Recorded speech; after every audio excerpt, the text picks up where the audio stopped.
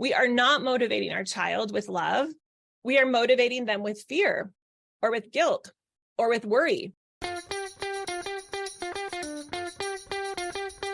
Welcome to the Connect Method Parenting Podcast, where correction is out, connection is in, and your kids want to listen to you. I'm Andy Martineau, creator of Connect Method Parenting, here to help you stay calm, confident, and connected no matter what. Hey, everybody. Welcome to the podcast today. We are diving into a training that I did a little bit ago. It was a 5-day training. I haven't decided if I'm going to include all of the days in the podcast, but we are for sure going to include day 1. It's called the Irresistible Parenting Protocol, and I talk about 3 mistakes that you do not want to make if you're interested in parenting from a place of connection. These are 3 mistakes that I most definitely made in the beginning, and I don't want you to miss them. They might go under the radar. It dawned on me that I wanted to share this with you all when I was driving home with my daughter from play practice. She's in Beauty and the Beast, and she's having a blast. We moved to this cabin. We have this beautiful drive that we get to make every time we go to the city and back. And I was thinking about it as she was driving home, and this 5-day training popped into my head. And I thought, yes, that is what we're sharing today.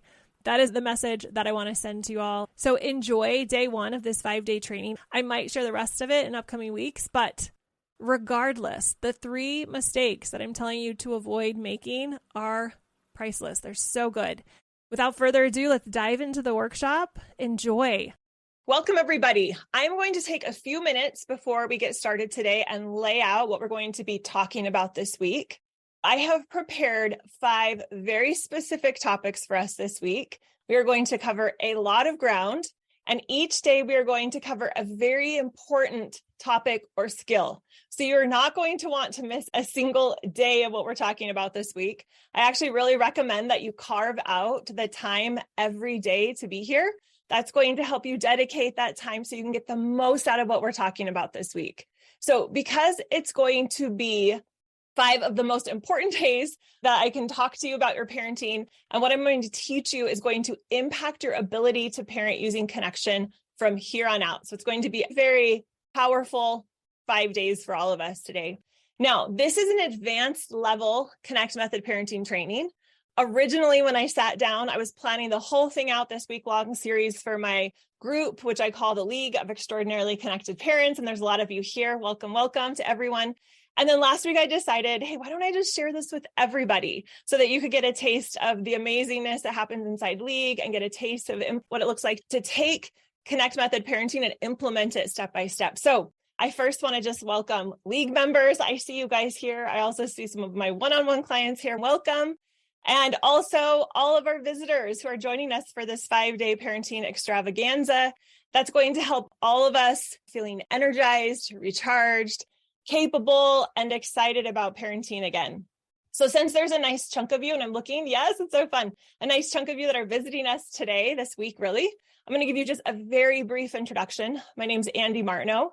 I help parents get their kids to want to listen to them by using connection, not correction. It's life-changing. Yes, I'm seeing comments in the Q&A with those of you who are agreeing with me. You're cheering me on. I love it. Thank you, guys. I have kids ages 23 to 14. I have 3 girls and 3 boys, so an even split. And what I want to offer you all is that 16 years ago, I felt totally over my head and overwhelmed. I want to say we can be in a place where we feel overwhelmed, where we feel like things aren't working, and be able to find a different way. For me, what this did is it motivated me to look for a different way to parent. And it led me to create Connect Method Parenting, which combines developmental psychology, neuroscience, somatic healing, mind management, a couple other things together to create a sustainable way to think about parenting and to do parenting. So the natural way someone flows through for a lot of you is you start by reading my book.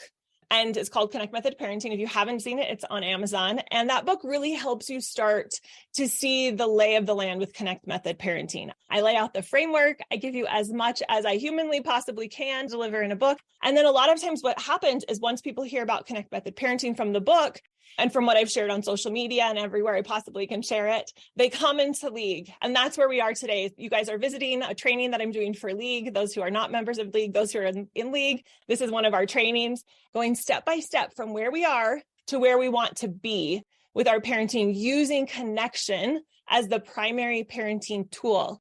And inside that group, this is a reminder for everyone, we guarantee that if you follow the strategy, the formula, the methodology that takes you step by step, that we guarantee results. And I just love knowing that I can guarantee Connect Method Parenting because it works so well that I know it works and that I can say, hey, this works. And if not, then we will figure out, we'll either give you your money back or we'll keep working with you. It's going to work for you. And I'm so proud of that.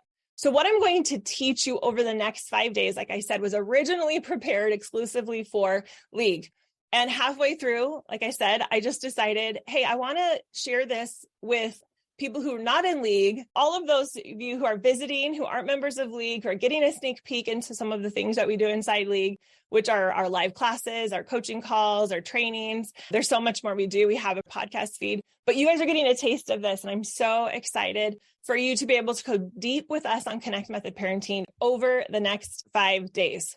This series is called 3 Mistakes You Cannot Afford to Make with Your Parenting, and 5 simple fixes that will take you from feeling crusty and cursing, that frustrated feeling, to calm and connected. So this is a high level training. It's higher than I've ever done in a free training, but I think it's going to be a very important training. And I know it's going to give everyone who's on this call with us over the next 5 days or the next 5 calls with us a lot of value. Now, I'm going to be giving you some really important beliefs and tools over the next 5 days. Whether you're visiting, you can take what you're able to absorb and run with it or jump into League.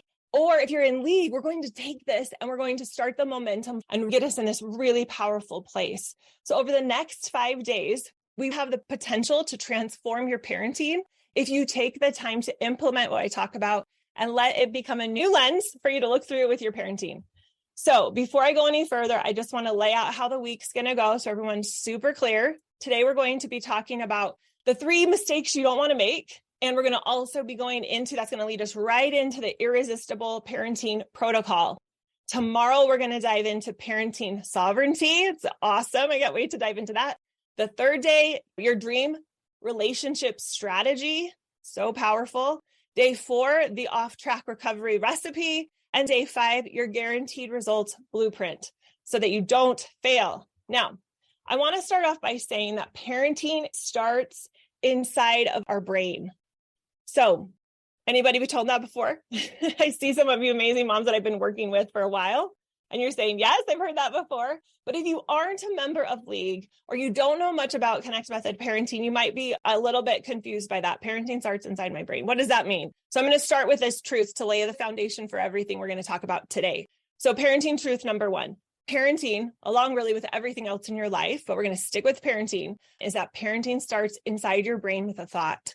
If you don't have consciousness to think a thought, you can't really create anything with your parenting. So I just want to lay this out. Every single thing that's ever been created by humans has been created with a thought in someone's brain first. So think about it. The iPhone, the computer, internet, light bulbs, cars, indoor plumbing, no exceptions.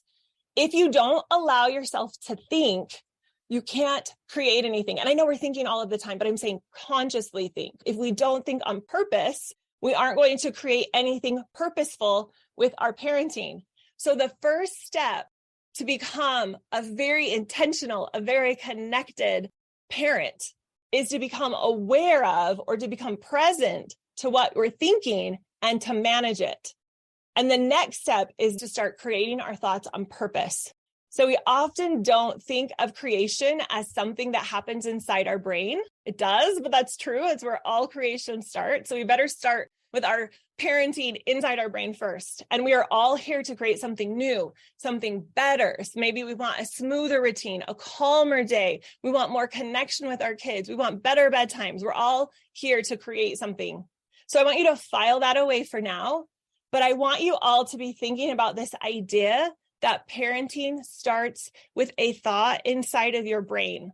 And just let that mull over, marinate a little bit, because it's so powerful. And I want you just to keep considering it and what questions you might have or how that might affect you. Okay, before we dive into the main topic of today, we need to start with 5 fixes and the 3 mistakes. So the 3 mistakes that you can't afford to make with your parenting. And it's really important we start here because we're going to get a lot out of knowing what we don't want or what isn't working. So we're going to get what you don't want to be doing out of the way and have clarity around it. And then we're going to jump into what we do want to create.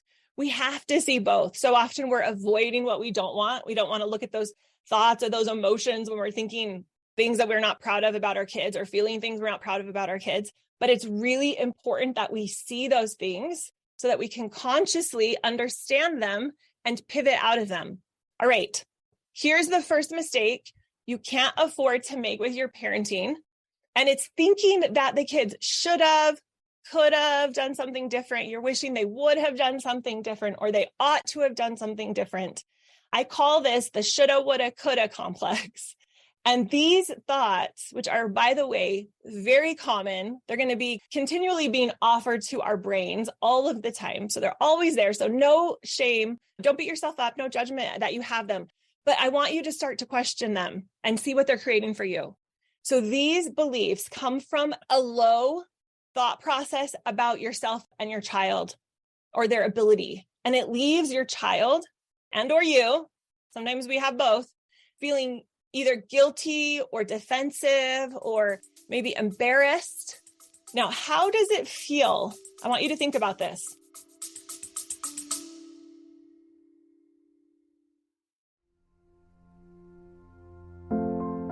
If you're new to Connect Method Parenting, I have a great way for you to get started. I created a free course that covers some of the biggest challenges parents are facing and how Connect Method Parenting solves them. In an hour, we're going to talk about why parenting is so hard, how to get your kids to want to listen to you, how to stop yelling and losing your cool, and become that calm, confident, connected parent for good. It's the fastest way to get started using connection as your go-to tool for influencing and impacting your kids. Go to cmp.works/course to get instant access today.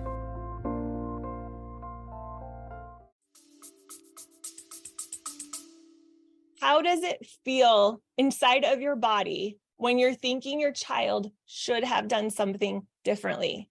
You can just go there with innocence and compassion for yourself when you've had that experience. Maybe it was this morning, maybe it was last night when you're like, gosh, everybody should be going to bed better. Everyone should have picked up their stuff. The kids shouldn't be fighting like this. So what does that cause inside of us? Yeah, I'm seeing some things and you're welcome to type it right in the Q&A. Love the interaction. Frustrated, disappointed, icky. Yes. When you're feeling this way, these icky emotions, you're not going to show up in a way that really motivates your kids to do anything differently.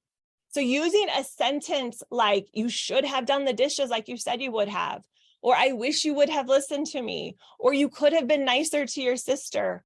They're sentences that in our brains feel true. But if we pause for a second and we look at them like I watch her hovering above, third party, we're the reader of the book, not in the book. We can pull ourselves back for a minute. We can see that they're not serving us.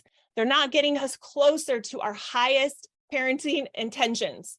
They're not going to get us those results of dreamy relationships and kids that listen great. They do the opposite. They trigger the child's nervous system.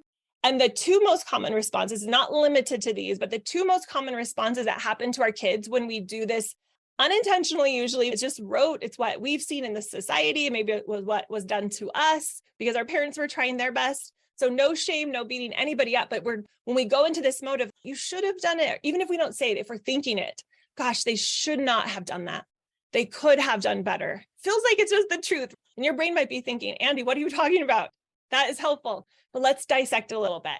What's also helpful is as we have this conversation, I want you to think about if that has ever been done to you. If someone's come up to you and been, you should have not done that. You could have done better. And they're doing it from a place of maybe frustration or judgment, not from this loving place. Typically, when we say that, we're coming from a judgment and resistance. So if someone's done that too, I want you to think about that too, because sometimes that really helps us see this in a different light that we can't see when we're trying to be the parent in this situation, because sometimes we're so caught up in that this is helping them. This is what they need. This is going to get them out of the place. I have this responsibility to teach them. And you do, but let's come at it from a different way. That's what we're going to start pulling apart. Yeah, I see some more disappointed, frustrated. angry. Yeah, those are the emotions that come up. And what it does is it triggers, because we're sending off emotional waves. People call it vibrations or energy, whatever you want to call it. It's an emotion that is transmitted. You can tell by the look, by the feeling, by the body language, what's happening. And we're sending that too as we have this conversation of shoulda, woulda, coulda, even if it's in our head. So the two things that commonly happen is a fawn response. So with fight or flight, we usually just do fight, flight, but there's fight, flight, fawn, and freeze. Those are the kind of the F's that have been now used commonly for those nervous system reactions. And with parenting, a lot of times this looks like our child really trying to please us or do what we've asked to ensure the relationship is good. But this is not going to turn into a healthy intrinsic motivation inside of them. When we use a sentence like, you should have known better, or you could have done better, and we're coming from this place of not having compassion for them doing the best they could in that moment and motivating them to do better, we're really just frustrated about the situation. We are not motivating our child with love. We are motivating them with fear or with guilt or with worry. And if the behavior does change, it's coming from a place of them not feeling safe and concerned that if they don't fix their relationship with you, they will be hurt or negatively impacted. Genetically speaking, humans are pack animals. We need other humans for safety. We need other humans for survival. This has been passed down to us for generations. And especially children, they know intuitively that they need an adult who cares for them, who believes in them, who loves them, help them survive. So even though their needs are being met and we know that you're not going to abandon them, in their little brains, they're going into this survival mode. Their nervous system is saying, this isn't safe. We need to do something about this. So that's one of the reactions. The other one is fight. They could push back because of that sentence. You should have known better. You could have done better. It causes them again to feel unsafe. But this time, for some reason, their nervous system needs to prove that you're wrong and they're okay to keep them feeling safe and functioning. It's powerful to understand what's not effective when we go into this mode and clearly see why it doesn't work so that we can convince our brains that it's worth trying something differently. So I'm going to tell you a quick story to illustrate this point. A few months ago, I was pulled over by a police officer. I actually wrote this in one of the emails that I sent out inviting people to this training. So if you're ready, it's a little review. But it's such a good example of the power of setting a connective limit, of being able to set a boundary from what we do with connect method parenting. We still have to set boundaries. We can't just let them go wild and have no limits, but we need to do it from a place of love and compassion. So anyway, I was pulled over. I just picked up my sister-in-law. We hadn't done anything wrong. I literally just pulled out of her apartment complex, turned left. There was no way I could have sped. I didn't change lanes without a blinker, did everything. So I was like, what is happening? And I went into serious fight or flight mode. So I'm trying to be cool because my sister-in-law's in the car, but I really hate getting pulled over by police officers. I don't like speeding. I don't try to do anything that would ever get me in that position. But here we are in this position. The officer comes to the window and he tells me that the little registration stickers on my license plate aren't there. So we've moved recently to another state and we had re-registered our cars. And I was like, what? I even looked to see if there was sticky residue because sometimes they get stolen. People take them off license plates. There's no sticky residue. So I pulled out my proof of registration and he was like, laughed and he was super kind. And he was just like, just go find them. And if you can't find them, you can totally order them new ones. No big deal.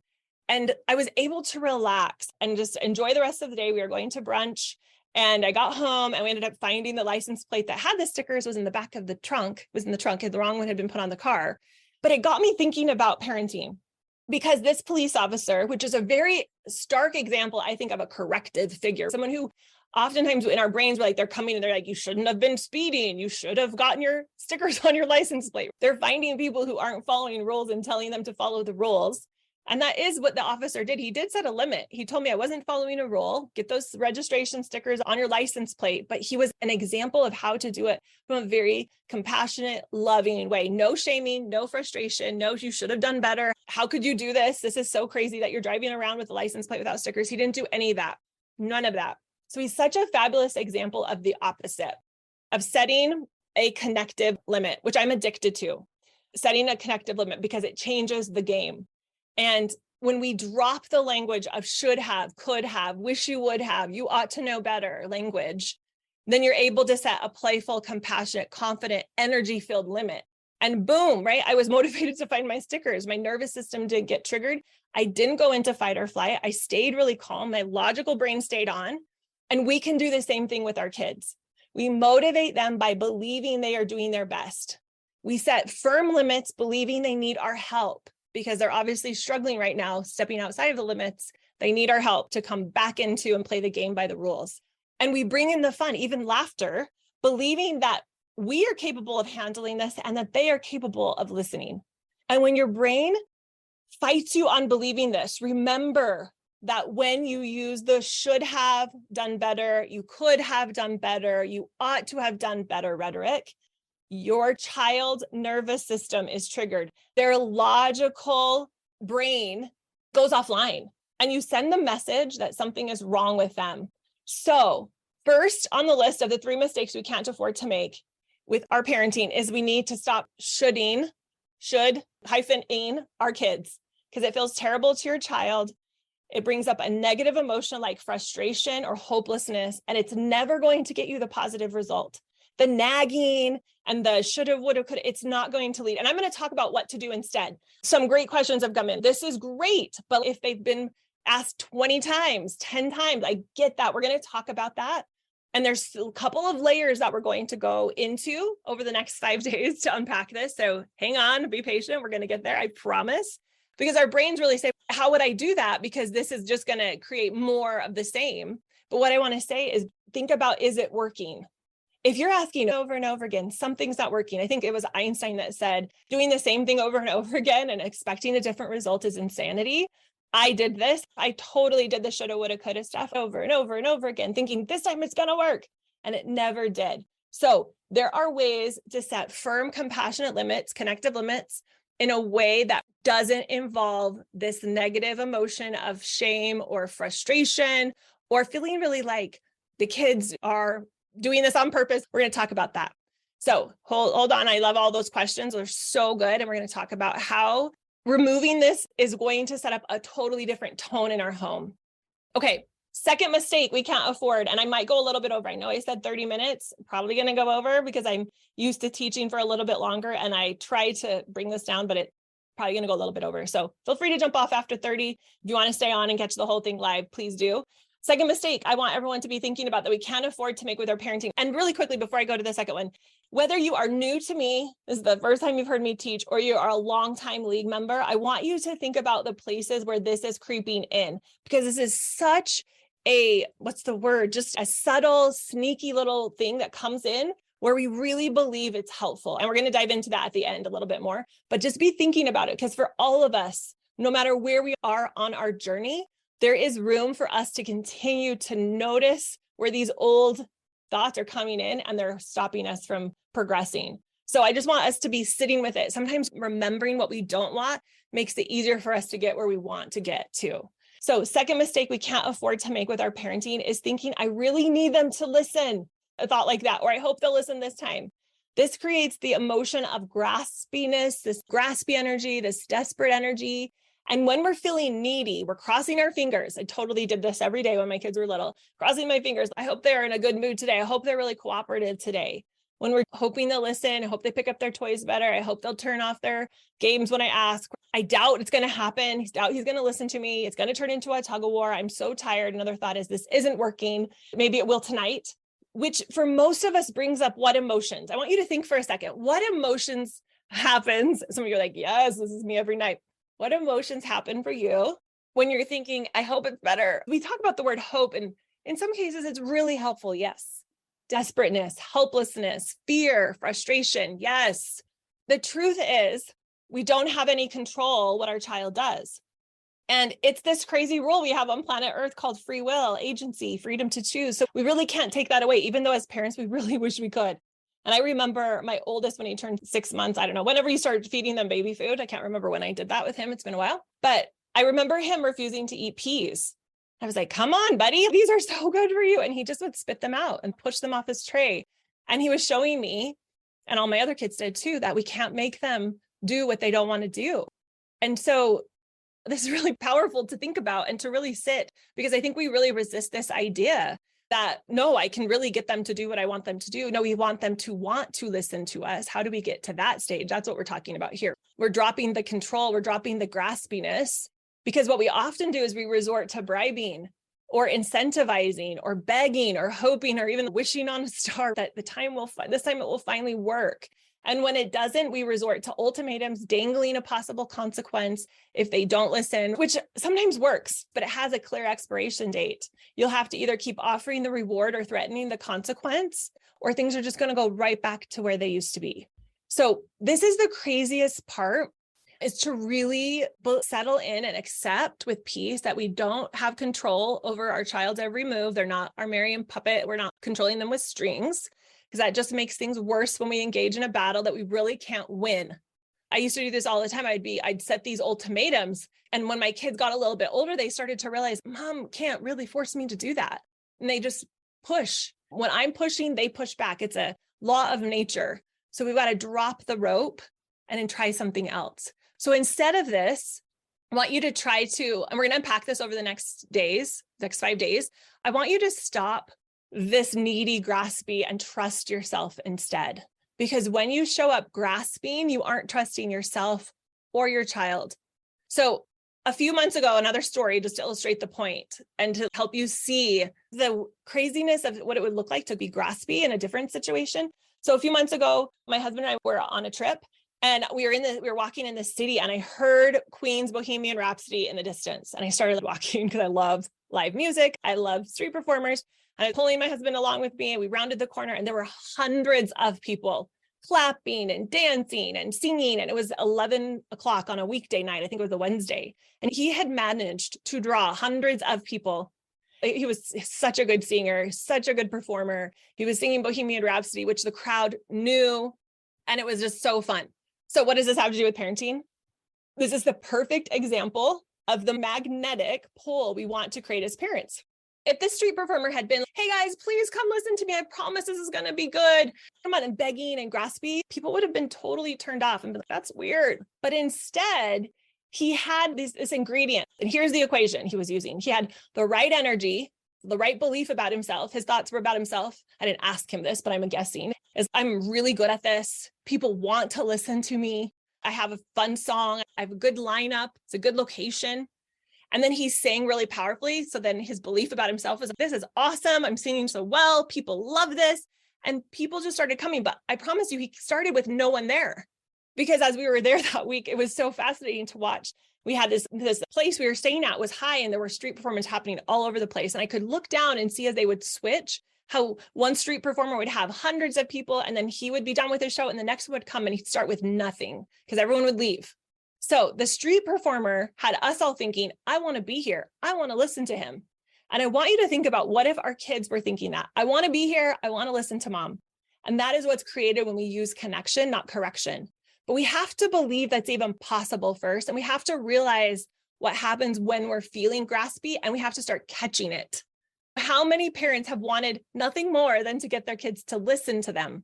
And the key to getting the kids to want to listen to you is having the right energy, which goes back to having a powerful belief about what's going on for you and your kids. Remember how I said parenting starts in our brains with sentences in our mind. So we have to really go to the root.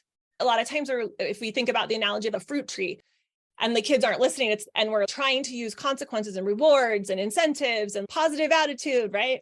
From a forced place, we're looking at the fruit and trying to figure out the problem with the fruit by trying to treat the fruit instead of going to the root and being, maybe it's because the roots aren't getting enough water or enough fertilizer, or we're not getting enough sun. What's happening?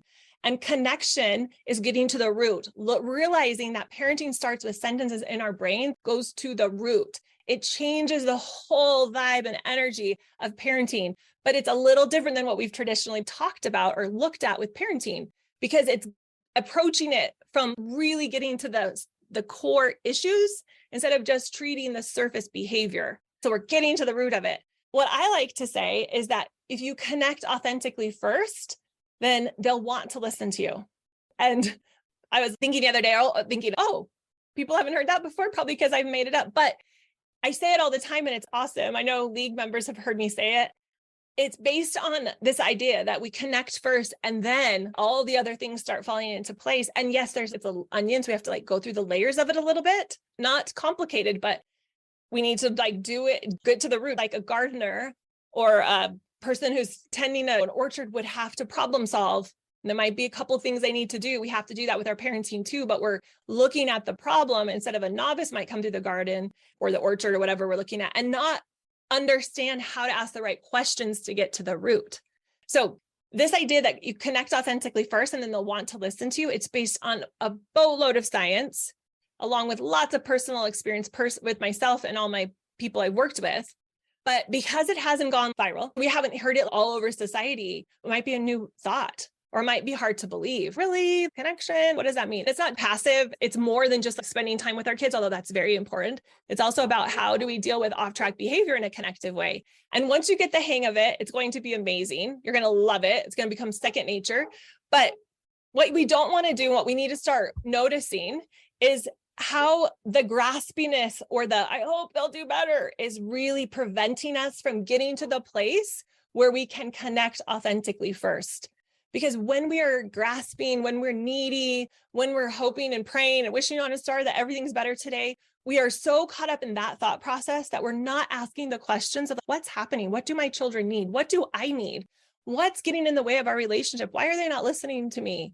From a place of curiosity that really gets us the solutions and the questions answered in a way that gets us to where we want to go. And we're going to go more into that over the next 5 days. So hold on to your horses. That's going to be so fun as we unpack that even more. So first mistake is the shoulda, woulda, coulda, dropping that will alleviate so much shame, so much guilt. So it'll stop the nervous systems from getting triggered. Mistake number 2 is this graspy energy, this desperate energy. I hope they stop. I hope they listen, and really dropping into, okay, what is at the root of this? And how can I believe that I have what they need? Just like the street performer, I have what they need and people are going to want to listen to me. I have something powerful to share. I have their best interest in heart. I believe in them. I have compassion. Of course, my kids are going to want to listen to me. And number 3 is thinking that we can't do it. I can't figure this out. It's too late. I'm not patient enough. I'm not organized enough. And this creates the emotions of like desperation. What you guys type into, what does that feel for you? When you feel like you can't reinvent your parenting? Yeah, it feels, yes, like a failure. You feel self-doubt. You guys are so good. Yes. When I was really getting the hang of this, I was really going through a reinvention of my parenting. What was really helpful for me was to remember all the other people, not in parenting specifically, but to realize Stan Lee, who's the Marvel guy, he didn't make his first break till he was 39, or Vera Wang, 40, the dress designer, or Henry Ford, 45, until he came up with the Model T. So it's never too late. And I just offer that to you to consider it. So what happens when we're thinking, I can't do this, is we lack self-confidence. And what we want to have is self-confidence, because when we're doubting ourselves and we're thinking, oh my gosh, I don't know, this is too hard, I can't figure this out, we're in this cycle of self-doubt and fear and worry, and we stay in it because emotions feed emotions. It's self-propagating. We're feeding ourselves the same thing, and we're not sure why we're not feeling more confident, why we're not feeling more capable, and why we're not feeling more assertive as a parent. That's because we're feeding ourselves all of these lies that we don't know what we're doing, which is not true. So the definition of self-confidence says to be secure in yourself or your abilities. I like to define it as your ability to trust yourself. It's knowing you can experience any emotion, including failure, including humiliation, including rejection, without being harmed. And it's your overall opinion of yourself. So I'm going to break these down. 1, your ability to trust yourself. And the ability to trust yourself comes from this consistent follow through on your word. I'm going to figure this out, or I'm going to go do this thing. I'm going to go have this conversation with this child. I'm going to go on a run, or I'm going to go on a walk, and keeping your word and doing that at your highest level. So the second part of self-confidence is knowing that you can experience any emotion. This is something we deep dive so much inside League because we are so fearful of emotions and we jump to what they mean and we have trouble sitting with them. And if we can get to this place where the worst thing that can ever happen is an emotion, truly emotions are what make life bad when it's bad. Most of us spend too much time in self-doubt because we don't know how to handle all the emotions that come our way when our kids say no, or when they yell at us, or they have the temper tantrum, or as they get bigger, when they start pushing back more. If we haven't started a more connective dialogue with them, we can really get triggered and we can start reacting in our own nervous system reaction of fight or flight. So despite our fear of being permanently harmed, There is no emotion that we can't feel and process all the way through. And when we are willing to experience any emotion, and we know it's the worst that can happen to us, we are going to be flooded with self-confidence. So conceptually, I hope you're understanding this. The implementation of this is something that takes a little bit of time and practice. It's something we do a lot. And if you're inside League and you are wanting to deep dive on this, jump to either the calls that we've talked about emotions, or we can jump on a call and process some emotions. There's more resources on emotions. Dive into them. And I highly recommend that because this is so important. The ability to feel is our safety net for anything we want to do. It takes the risk out of everything and gives us this attitude of bring it on. So that's the second one, is this ability to feel every emotion and to understand what the emotions are telling us. And once again, we're getting to the root of it. And then the third part of what we want to replace this, I can't do this, I can't figure this out mindset and go into self-confidence, is our opinion of ourself. What you think of yourself is what generates or depletes self-confidence. So I want you to think about what you are thinking about yourself overall as a parent, and you can do it by certain situations. So if there's a situation that's glowing and you love the results, what are you thinking about yourself there? Probably, I got this, I love my kids, I'm capable, something really powerful. And think about a situation where it's not going the way you want to, where it's a tug of war, where it's a battle, where the house is messy and you're just feeling so overwhelmed. What are you thinking about yourself there? You want to see the contrast. It's so good because we're not just two-dimensional. We're not just black and white people, right? We have a myriad of things happening in our life, and we want to start to see things so we can use and draw upon those abilities we have in certain situations and start to apply them to other situations. So confidence is a feeling, and self-confidence is a feeling about yourself. All of our feelings are going to come from our thinking. So the way we think about ourselves determines whether or not we feel confident. A self-confident person is going to think they are good. They're going to think they're capable. They're going to think they're worthy. They're going to think they are strong and competent. Now, notice this doesn't have to be proven or true. Self-confidence is a feeling that creates a result, and that result doesn't have to be completely, perfectly, empirically proven in a court of law. So your opinion of yourself matters. And really quickly, I just want to touch on how is this different than arrogance. So arrogance is thinking you are better than someone else and then trying to prove it. So arrogance actually comes from a place of a false self-confidence by trying to put others down. All right. So think about that. Give yourself permission to think you're capable, to think you're able to do this. That is going to change everything for you. So let me recap the three mistakes that we can't afford to make with our parenting. I want all of you guys to be thinking about this and catching yourself when this is coming up for you. So the first mistake I want all of us to be onto ourselves about is this should have, would have, could have, that we could have done something different. It's when the behavior has gone off track and we go in with this resistance, kind of judgmental attitude and think they shouldn't have done this. I want you to think about the chain of events that happens from that. Start to question that if you haven't before, that maybe that's not serving you. Maybe that's not actually getting you where you want to go. Look at the specifics of it. Second is this graspy energy of I need them to listen, or I hope they'll listen, and think about where that's coming up in your life, where things aren't going the way you want them to, and you're needing them to change so that you can feel better, hoping that it'll be better today, they'll listen better, or the house will be cleaner, they'll do their chores today, or they'll get up without a grouchy attitude, or do their homework without complaining.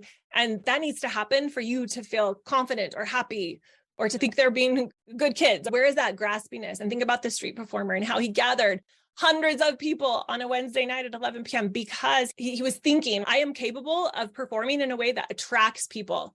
What if as a parent, I am capable of showing up with my kids in a way that gets them to want to listen? Start there. We need to unpack it probably more, but start there and see what that habit does for you. And 3 is thinking that you can't do this. So going into this like self-doubt cycle, and just remember what that's creating for you, that you're never going to get out of that from that space.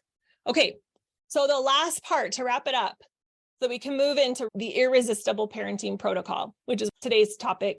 So we're ready to do this now that we've outlined the 3 mistakes that you can't afford to make with your parenting, made that blatantly clear so you can see it. We have to see the unconscious thinking so that we can pivot. We have to have the awareness. It is so important to know what you do not want so you can get really clear on what you do want. And something we don't typically get clear on that we did get clear on today are the beliefs or the emotions that are behind creating what we do not want. We just get focused into what we want without being, oh, that's what's creating it.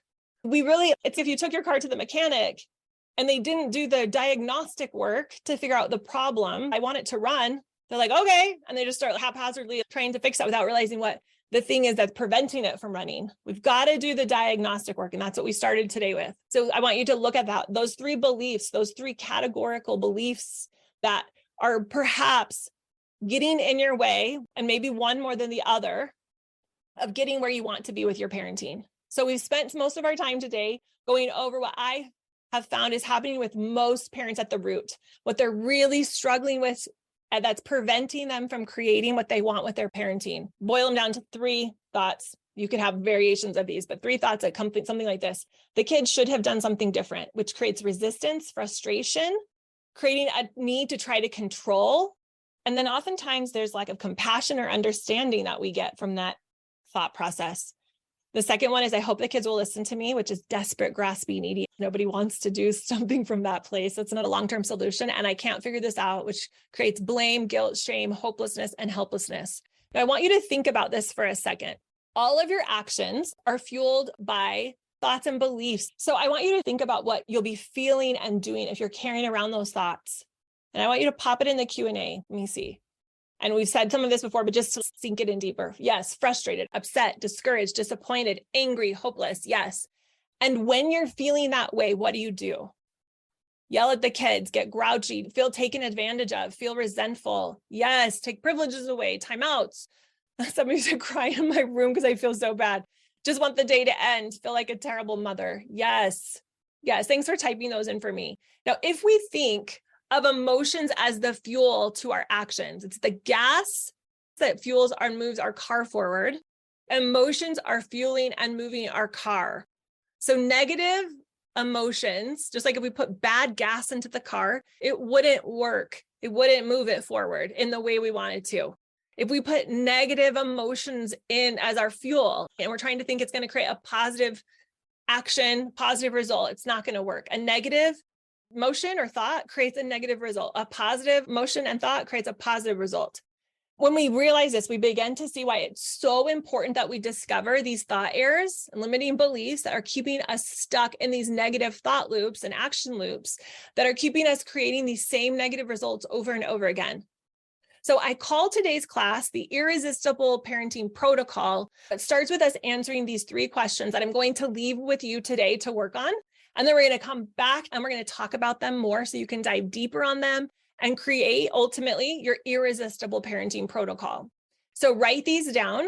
They're very important. I want you to look at this. Today, we're doing the diagnostic work so that we can create the irresistible parenting protocol, which we're going to be doing over the next 5 days. So question number 1, where am I shoulding my kids? What impact is that having? What would change if it stopped? And what am I afraid would happen if I did stop doing it? So this one's all around the shoulding, the really resisting reality, fighting against what's happening. Should have been different, could have been different. I wish they would have done something different. So where is that happening? What impact is that happening? What impact is that having on my life, on my kids, on my family dynamics, right? What would change if I was able to stop doing that? And then what am I afraid would happen if I did stop doing that? And let me explain the last one, because you might be thinking, what are you talking about? There is always a reason. There's always a reason we're doing what we're doing. Even if it's negative, there's always a reason. Our brains, this makes sense. This is going to help us. So for me, I'll share my personal example is when I was letting go of some of these things. And for me, this felt like a release of control. I felt like I needed to hold on and control this. And it felt like I was letting go of that, which was silly because I didn't really have control over it. I just had this idea I had control over it.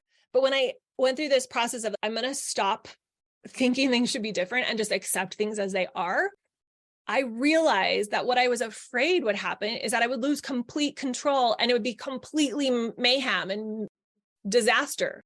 So I want you to think about, for you, what is that thing you're afraid would happen if you let go of shoulding or coulding or woulding, or having those little conversations or thoughts in your brains of really thinking that things should have gone differently. Do you think you're going to lose control? Do you think your kids are just going to be doing whatever they want and things are going to get worse? I want you to explore your brain because it's really important we understand that part so that we can address it. Okay, number 2, and there's a couple of questions in each of these categories that are very similar. So the first one was all about the shoulding, the resisting reality. Number 2 is, where am I being graspy, needy, or desperate? So I really want you to ask yourself this. Where am I being graspy, needing, or desperate? I'm thinking, oh my gosh, I need them to do this for me. I've got to have them. I hope it works better today. And then I want you to think about, and you can write down 2, 3, 10, 20 things. I don't care. All of the situations. For me, it was chores. It was bedtime. It was getting their homework done. It was having them be polite. All of the things that were, if I stopped needing that, what would happen? What was the impact that was having on my life? For me, what was the impact that was having? It was really damaging my relationship with my kids. It was causing me to not sleep well at night, to feel so much worry and panic and anxiety. So what would change if I stopped it? And then what am I afraid would happen if I did stop doing it? So I want you to unpack it, this needy, graspy, desperate energy that we're having. The opposite of the street performer. The first one's being the kind, loving police officer. How can I just accept and be like, hey, you need to change this without the shoulding, coulding, woulding? The set question number 2 is, how can I be inviting and magnetic and get my kids to want to listen to me? Where is that not happening? Where am I doing the opposite of that? What's the impact that's having? What would change if I stopped it? And what am I afraid would happen if I did stop it? And then 3 is, where or when am I feeling like I can't do this, or I don't know how to do this? Where is that popping up? You might have a couple of scenarios that it keeps coming up, maybe because things are not getting better. It's like bedtime. Oh my gosh, I can't do this. It's never going to stop. Or sibling fighting. A lot of times this comes up when the kids are just fighting and fighting. And we have this little thought in our head, I don't know what to do. This is terrible. I can't figure this out. I'm failing. So what are the scenarios where that self-doubt really comes up strong? And then what impact is it having? What would change if it stopped? And what is it that you're afraid would happen if you did stop doing it? So your brain, like I've said, is filled with sentences. All of these sentences were taught to you directly or indirectly. Some of them so ingrained that you don't even notice them as sentences. You just think them as truths. And these are the thoughts that go in question. So the first step has to be awareness. That's what we've been talking all about today. You must become aware of what you believe. You must become aware of what you're thinking. You must become aware of what you're feeling. But just like a fish in water, sometimes it's difficult to recognize the water, and it takes the skill of being the watcher, which was the focus of today. You have to watch your brain, and you have to watch your brain think. You have to do it very carefully. You will look out on the world and you will think that you're just observing the world factually, but really we are constantly making judgments about the world based on what we have learned or believed in the past. So you might think it's a beautiful day, and you won't even think anything about that sentence. You will think you are simply viewing the world objectively. But when we do this, we also think a thought like he's rude or she's so unkind is also just the facts, the news, because they're such deeply ingrained beliefs. You don't even realize they're beliefs. So each thought needs to be evaluated, and you need to say, do I want to change this or not? This is especially true when you're changing thoughts about yourself. Like, I'm just this kind of person. I can't do this. I'm not good at this. I'm always having a hard time with this. These thoughts go right under the radar, right under your awareness if you don't pay attention to them. So I've given you your homework for today, really bumping up the awareness of what's going on inside of your brain so that by the end of the week, you will have created your irresistible parenting protocol. We're going to do that every day. For League members, my challenge to you is to go post your answers to these questions so that I can see them and we can respond to them. We can iterate on them. So thank you, League members, for coming today. I loved seeing you here. It was so good. Thank you to all the visitors who came in. Had a little taste of what we do inside of League. Is just one of the type of things we do in here that you get a sneak peek. So glad to have you. We'll talk again. Can't wait to hear the answers to your questions so that we can continue to jam on that. What I would invite you to do is let your answers lead you to even a deeper, richer conversation tomorrow. So when you do this work of uncovering this today, going to set you up to have even a deeper, richer experience in tomorrow's class, which is about parenting sovereignty. It's going to be amazing. So I'll see you all soon. Oh, thank you. That was so sweet. All those comments in the Q&A. I so appreciate it. It was so fun to see all of you guys here today. I look forward to talking with you guys tomorrow and taking this conversation even deeper. And we will see you then. Bye, guys. If you enjoyed listening to this podcast, come check out League, my Connect Method parenting coaching program, where we take this material and we apply it using my proven formula. Head over to cmp.works/join.